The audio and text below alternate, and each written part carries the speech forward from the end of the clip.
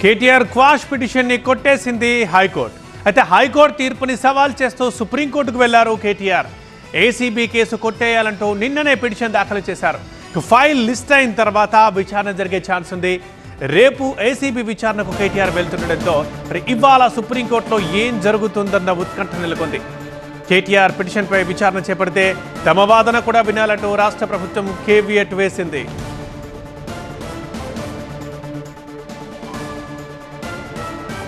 అటుగా మా associate editor Mahatma మరింత సమాచారం ఫోన్ లైన్లో అందిస్తారు. మహాత్మా, ఇవాళే సుప్రీంలో విచారణ జరిగే ఛాన్స్ ఉందా? నిన్న హైకోర్టు ఇచ్చిన తీర్పుని సవాల్ చేస్తూ కేటీఆర్ సుప్రీంకోర్టును ఆశ్రయించారు. ఆ క్రమంలో నిన్న కేసుని పిటిషన్ ని దాఖలు చేశారు. పిటిషన్ ఫైలింగ్ మాత్రమే జరిగింది. పీఎం సూర్యఘర్ పథకం, ఈ పథకం ద్వారా డబ్బులు సంపాదిస్తూనే ఒక్క రూపాయి కూడా కరెంటు బిల్లు కట్టాల్సిన అవసరం లేదు. అది ఎలాగో తెలుసుకుందాం అనుకుంటున్నారా? అయితే ఫ్రీడమ్ యాప్ ని డౌన్లోడ్ చేసుకోండి. ఈ సాధారణంగా సుప్రీంకోర్టు ప్రక్రియలో ఎప్పుడైనా పిటిషన్ దాఖలు చేశాక అందులో డిఫెక్ట్స్ ఏమైనా ఉన్నాయనంటే వాటిని క్లియర్ చేయాల్సి ఉంటుంది. ఆ తర్వాత అది లిస్ట్ అవుతుంది. ఏ బెంచ్ కి అలాట్ అవుతుంది ఏంటి అన్నది చూసుకుని ఆ బెంచ్ ఎదుట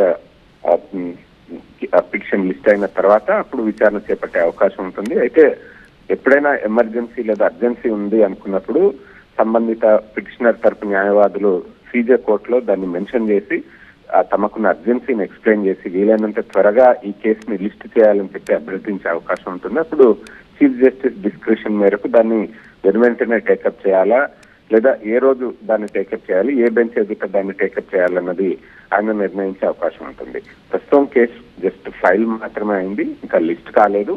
ఈ రోజు బహుశా మెన్షన్ చేసే అవకాశం ఉంది. కేటీఆర్ తరపు న్యాయవాదులు సీజే కోర్టులో కేసును త్వరగా టేకప్ చేయాలని చెప్పి మెన్షన్ చేసే అవకాశం ఉంది.